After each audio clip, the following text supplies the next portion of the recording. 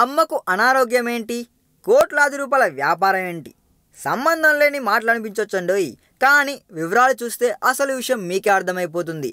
అనారోగ్యంతో అమ్మ చెన్నై అపోలోలో చేరి ఇప్పటికీ సరిగ్గా నెల రోజుల మీద ఒకరోజు అదనంగానే అయింది. తీవ్ర జ్వరం, హైడ్రేషన్తో అమ్మను అత్యవసరంగా ఆసుపత్రిలో చేర్పించినట్లు చెప్పినా ఆ తర్వాత చోటు చేసుకున్న పరిణామాలు చూస్తే అమ్మ అనారోగ్యం తీవ్రమైన విషయమని అర్థమైపోయింది. రోజులు గడుస్తున్నా అమ్మ ఆరోగ్యం ఎలా ఉందో స్పష్టంగా చెప్పని పరిస్థితి. నిన్నటికి నిన్న కేంద్ర మంత్రి, టీడీపీ సీనియర్ నేత సుజనా చౌదరి కూడా చెన్నై అపోలోకి వెళ్లారండోయ్. ఇదిలా ఉంటే మరోవైపు అమ్మ అనారోగ్యం తమిళనాడు రాష్ట్రంలో భారీ వ్యాపారానికి తెరదీసిందన్న మాట ఆసక్తితో పాటు ఆశ్చర్యానికి కూడా గురిచేస్తుందండోయ్. అమ్మకు అనారోగ్యంగా ఉంటే కోట్ల రూపాయల వ్యాపారాలు జరగడం ఏంటి అన్న సందేహం ఎవరికైనా వస్తుంది. అదెలా అన్న ప్రశ్నకి అక్కడి వారు చెబుతున్న మాటలు వింటుంటే నోట్లో నుంచి మాటలు కూడా రావట్లేదండోయ్. అనారోగ్యంతో ఉన్న అమ్మ ఆసుపత్రిలో ఉన్న వేళలో అసలు ఆమెను పట్టి పీడిస్తున్న వ్యాధి ఏంటో తెలియని పరిస్థితుల్లో ఎవరిని నమ్మాలో తెలియని ప్రజానీకం కనిపించని దేవుడి మీద నమ్మకం పెట్టేసుకున్నారు.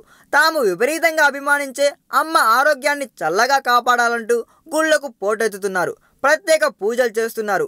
ఈ పూజల్లో భాగంగా వందలాదిగా మట్టి కుండల్లో పాలను నింపి గుళ్ళలో అభిషేకాలు చేస్తున్నారండోయ్.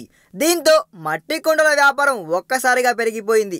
గడిచిన నెలలో మట్టి కుండల వ్యాపారం 8 కోట్ల మేర జరిగినట్లు వ్యాపార వర్గాలు చెప్తున్నాయండోయ్. పూజలో భాగంగా పాల బిందెల్లో భారీ ఊరేగింపులు నిర్వహించి దేవతామూర్తులకు పాలాభిషేకం చేస్తున్నారు. ఈ పూజల్లోకి ఇంకా రాజకీయ నాయకులు రంగప్రవేశం చేయడంతో భారీతనం ఉట్టిపడుతుందండోయ్. నాయకులు తమ స్థాయిని అనుసరించి 108, 508, 1008 పాల బిందెల్ని కొనుగోలు చేస్తూ ర్యాలీ నిర్వహిస్తున్నారు. ఈ నమ్మకం పుణ్యమా అని మట్టి కుండల వ్యాపారం డిమాండ్ అకస్మాత్తుగా పెరిగిపోవడంతో బిందెల్ని తయారు చేసే పరిశ్రమ వర్గాలు రాత్రింబవళ్ళు నిద్రపోకుండా బిందెల తయారీలో నిమగ్నమైన పరిస్థితి. మరింత జరిగిన తరువాత బిందెల వ్యాపారం కోట్లాది రూపాయలతో జరుగుతుందనడంలో ఆశ్చర్యపోవాల్సిన అవసరం ఉందిలేండి. ఈ వీడియో మీకు నచ్చినట్లయితే సబ్స్క్రైబ్ చేయండి. ఫిలిమి స్టార్స్ బోలెడంత న్యూస్ బోల్డ్గా.